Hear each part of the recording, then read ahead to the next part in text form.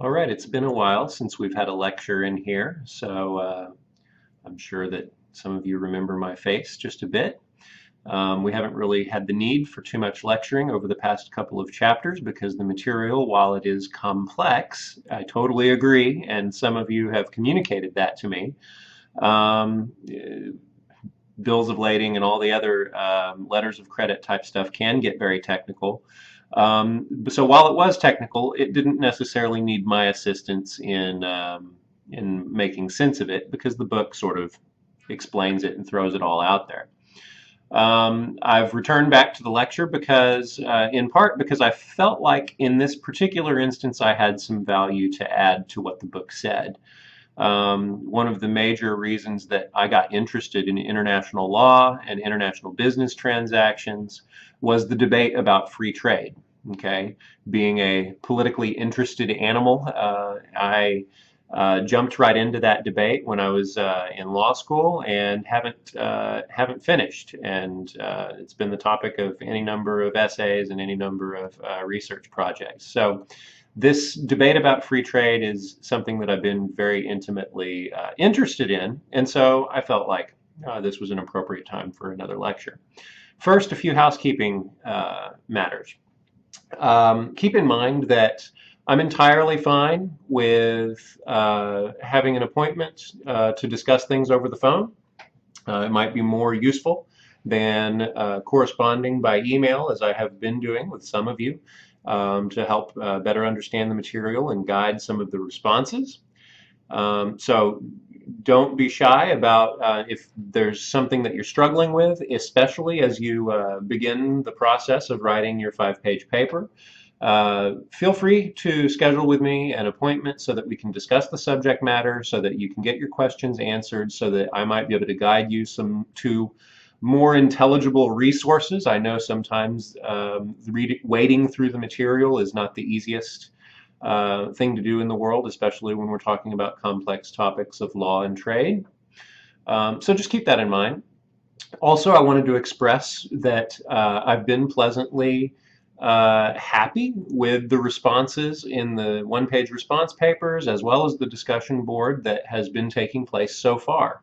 I think while there has been some struggle with the density of the subject matter and its somewhat remote relation to a lot of the other things that end up happening in business-related classes, the accounting stuff, the finance stuff that becomes easily memorizable, this requires an extra layer of analysis. And part of the challenge in this class, I know, is to take that analysis and put it into your own words.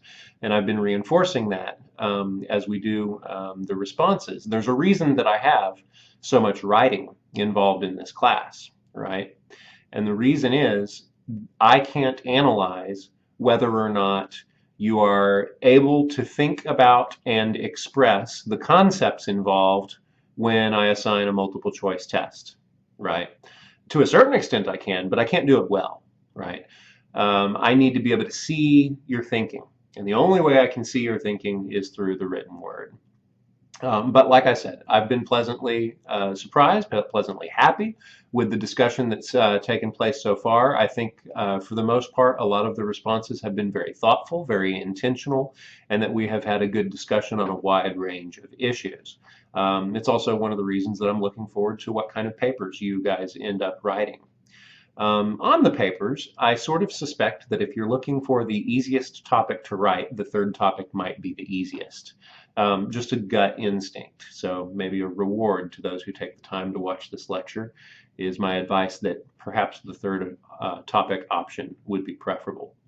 Lastly, on the paper, if you absolutely hate all three topics and you have an idea for something that you'd like to write instead, let me know. Let me know soon. Let me know in the next few days. It'll have to be a topic related to international business law, but otherwise, we'll stick to the prescribed three topic options. And then the last housekeeping matter is this. I am open to substituting the very last item in the course, which right now is another paper, with sort of a comprehensive exam. And that exam would be offered with a study guide and maybe even some review beforehand. I've decided that since there already is a lot of writing in this class, and I think a lot of folks are intimidated by this midterm, the 5-page paper, and every week we're doing writing, I'm comfortable with the last assignment being, I think I weighted it at 30% of the total course grade. I'm comfortable with the last assignment being a exam. It would be a long exam, and it would be mostly, I guess, multiple choice. I don't know how else to do an exam. But you know, you would have the ability to do that as opposed to a paper. So it'll be a student choice. If you want to write the paper and have more control, I guess you could say, over the end work product, you can do that. Or if you want to go ahead and choose to take a comprehensive exam at the end of this course, that could substitute for the paper. So I'll start working on that. And I'll ask you at a later time which one you would prefer. All right, let's start jumping into this subject matter of free trade. I'm working on a way of lecturing that is more than just a talking head. I know that there are ways of throwing a PowerPoint up and being able to discuss it where you hear my voice and you see the PowerPoint. I haven't put that technology on my computer, so I apologize if sometimes it seems like I'm just a face talking at you in these YouTube lectures, but part of that comes with my inexperience in teaching these online classes. I just haven't got the hang of it yet, so bear with me. Maybe the next lecture will be in a more accessible format. And you know, maybe I can kind of send you my notes so that you can follow along instead of just watching me talk at you. Sorry about that. Here's the first thing that the book doesn't really touch on, but I think is very important to understanding free trade, and that is the decline in globally, the decline in war, and the decline, in many cases, crime. Okay. There was a French economist named Frederick Bastiat who said, "When goods are not allowed to cross borders, soldiers will." And this usually starts off or kicks off almost every debate about free trade that there is. And so the book is remiss not to mention it. Goods crossing borders stops war, right? Free trade stops war. When countries rely on one another for goods, they are less inclined to attack each other because then they threaten the steady supply of goods, right? So imagine the consequence of two major world powers getting into a world war in the modern era. In the old era, World War I, World War II, prior to globalization, most countries were responsible for their own goods within their own borders. In the modern era, just look at trade between the United States and China, easily recognizable as the two biggest economic powerhouses of the world, right? Were we to go to war with China, which is an incredibly remote possibility, it would threaten a ridiculously large trade relationship that we both benefit from tremendously. Okay. Also take, for example, going to war intentionally with any country that provides us a major good or service, right? So if we were to go to war with Saudi Arabia, if we were to go to war ridiculously with Canada, right? We put at risk our import of oil. That may or may not be in our national interest. So what do I mean when I say war has declined globally? There's a report, it's called the Human Security Report, that came down in 2012, where they being an independent council of researchers and professors from across the United States and across the world, met to analyze the most accurate and the most reliable data that has been collected by historians over time about how many people died in different conflicts around the world. Now, the number of conflicts being waged around the world dropped in 2012 from 37, from 37 to 32. Now, that was just a drop of how many conflicts are happening, and then over each 5-year period, they measure it, right? And it went from 37 to 32. It doesn't sound like a significant drop. There are 37 major armed conflicts around the world, and all of a sudden there are 32.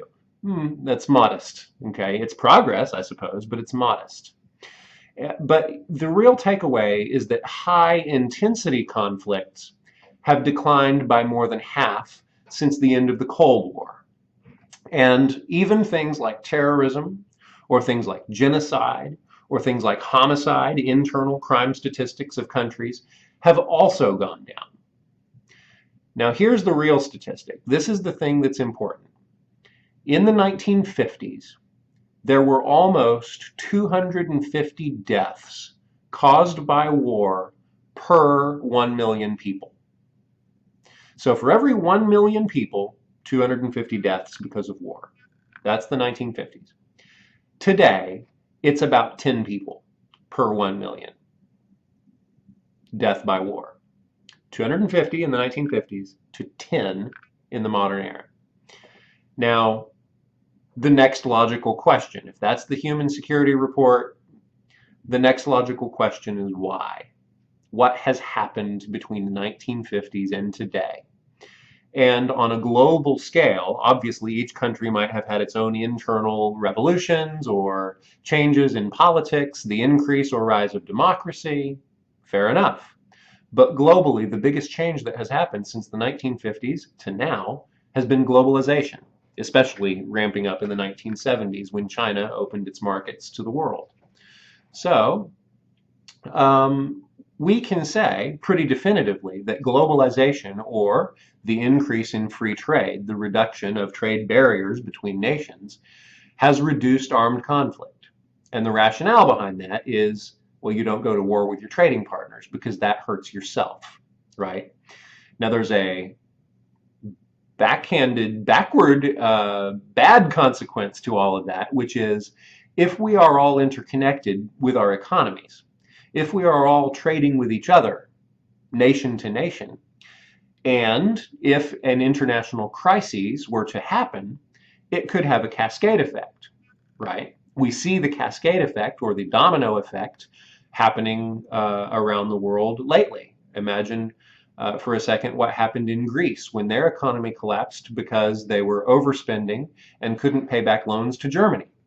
Well, that means German banks either would fail because they aren't getting their loans repaid by Greece, or they would have to charge higher interest rates in order to account for the lost capital.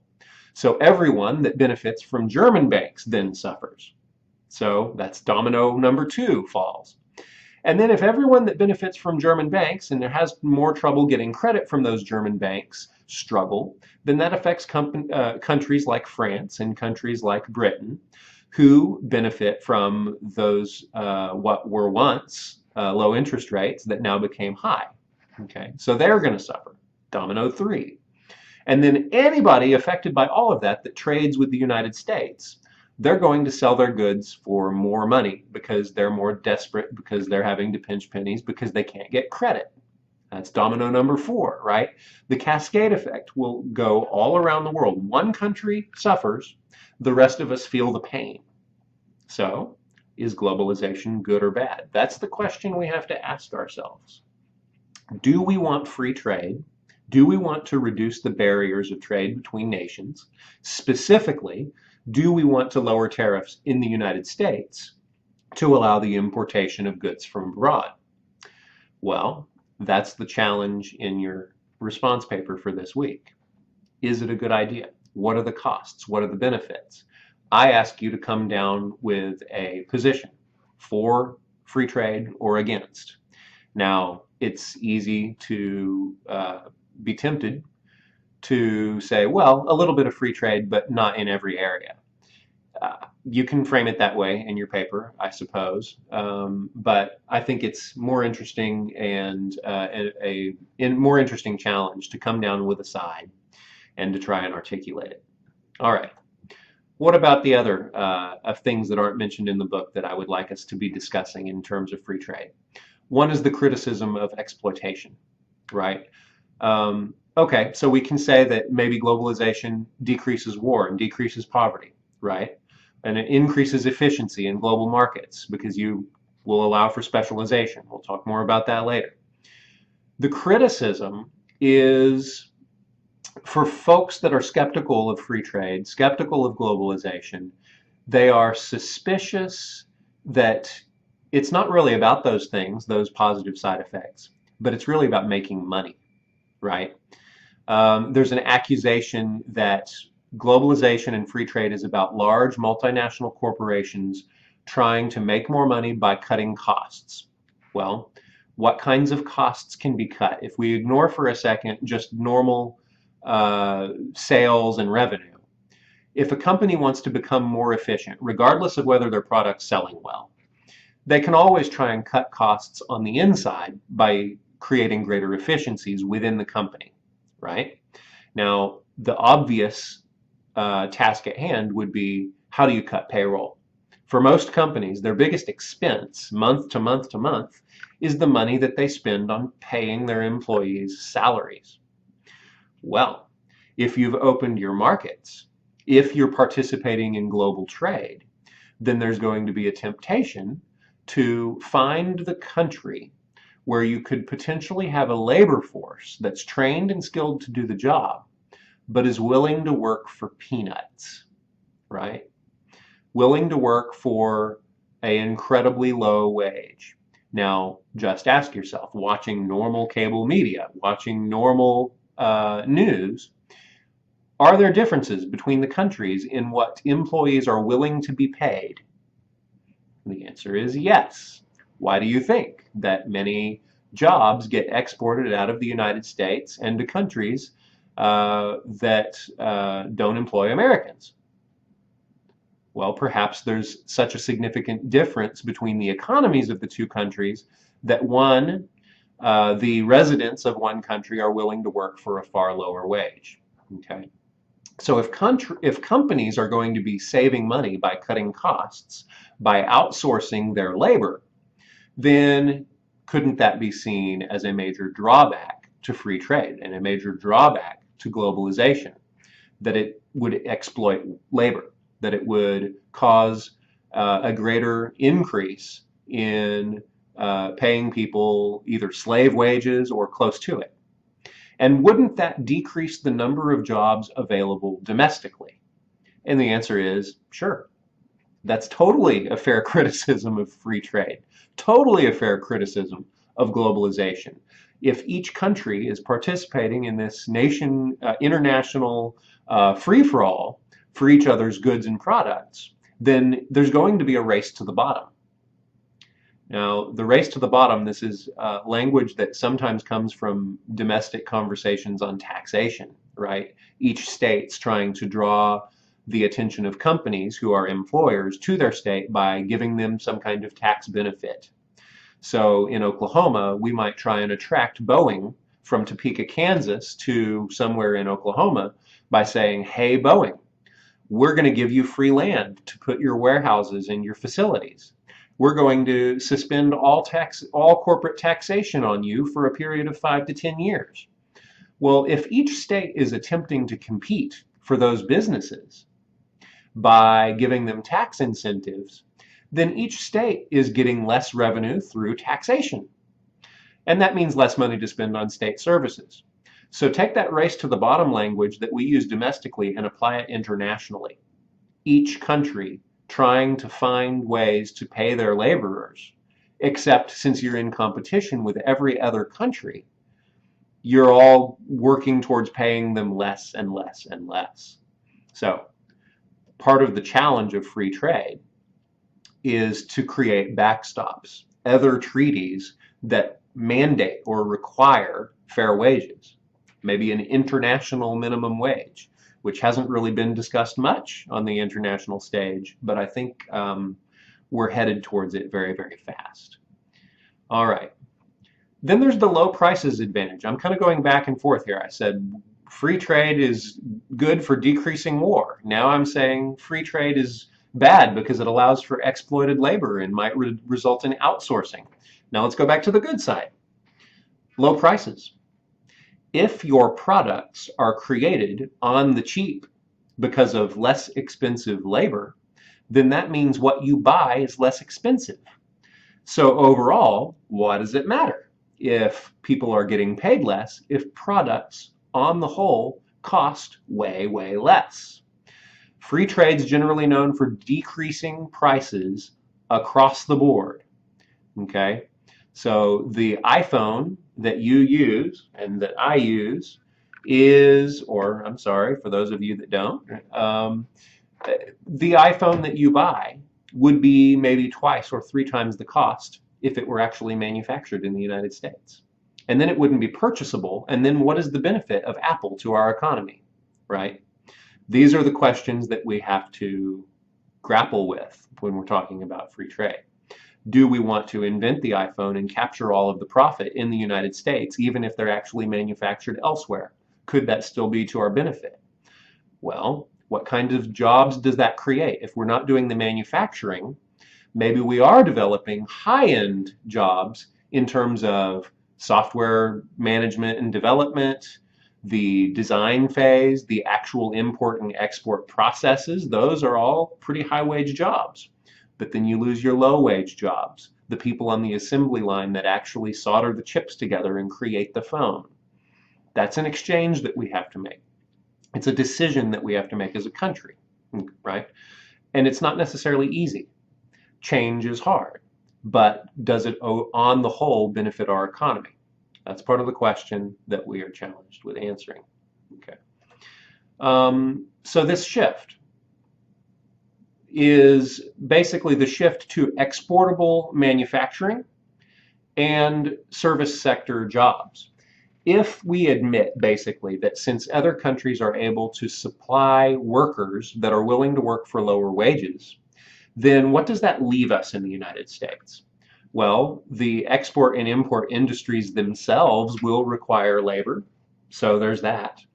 And then free trade creates productive domestic jobs for our companies that really don't have a base outside of the United States. We do have certain industries we are very, very good at in the United States, and where we can sell our products abroad. So, for example, our automobiles. We love to sell Fords and Chryslers and Mitsubishis. Oh, I'm sorry, not Mitsubishis. We love to sell Fords and Chryslers and GMs across the pond, right? Dow Chemical and our pharmaceutical companies and our plastics companies and our machine making companies like CAT, cigarette companies, all of those institutions are unique to the United States. There's not any major Chinese version of them. And so we get to sell those things abroad and make a profit. Apple would be another example. All of our technology companies, almost every piece of online software in the world is American online software. Phone apps, right?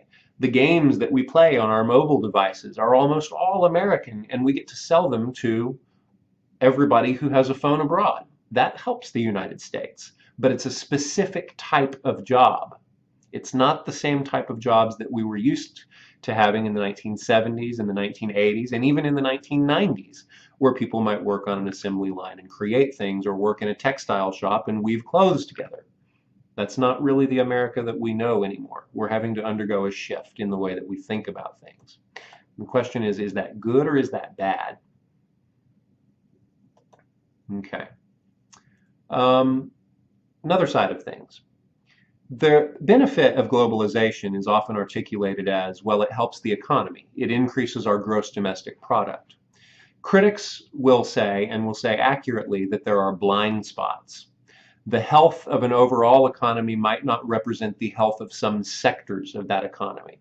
So while globalization might result in greater efficiencies overall, there are certain industries that won't be able to compete with other nations if we're all going to be specializing and becoming more efficient in them.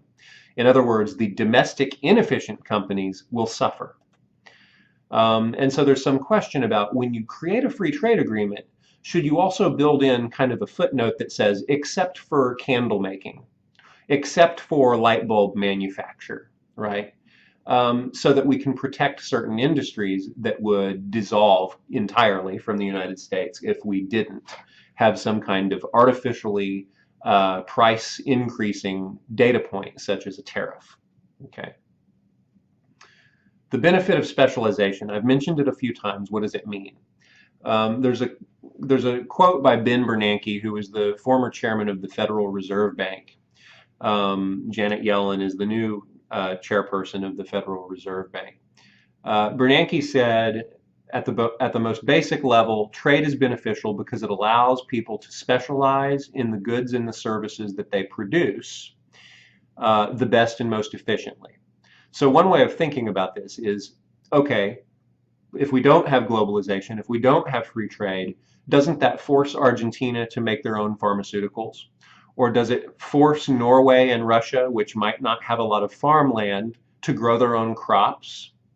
Or in the United States, what are we not the best at? Would we have to find our own domestic oil? Would we have to do our own domestic manufacturing? Well, those are the questions that we have to grapple with in this kind of challenge to create this response. Let's talk about poverty for a second. I talked about war. Let's talk about poverty. The World Bank says that world poverty has fallen from an estimate well above 80%. In other words, people that were at risk of hunger at some point, was well above 80% in the beginning of the 19th century. And it is under 20% today.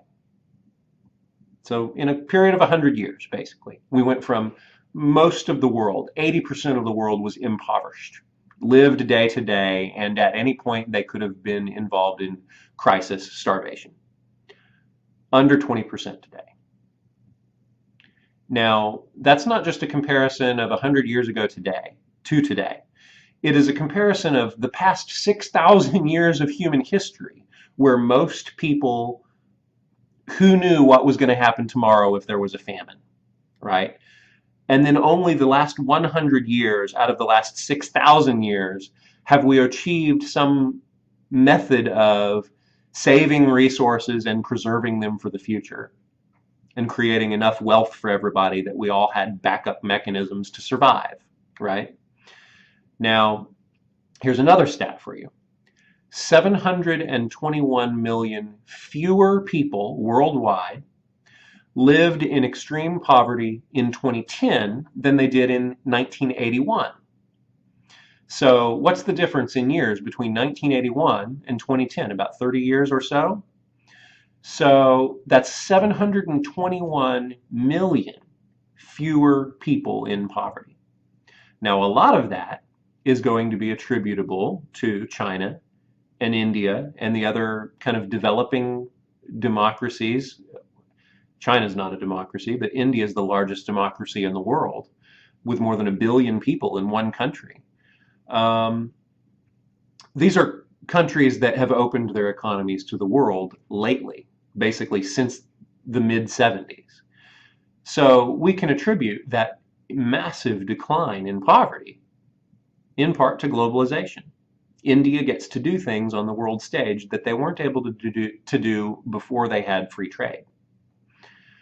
Now, there's some counterfactual here. Even though, on the whole, poverty has declined, there are pockets around the world where people are still being exploited because globalization helps large companies. And when companies get large enough, they become capable and in some cases more strong, more powerful than a country's domestic government. So a country could have a company come in that's promising pretty decent wages, better wages and better lifestyles than, let's say, what previously existed, maybe some kind of subsistence agricultural economy. You live day to day on your own garden, your own goods. And so a company comes in and says, we're going to establish this plant where you can come and work for a wage and maybe make real money for the first time in your life.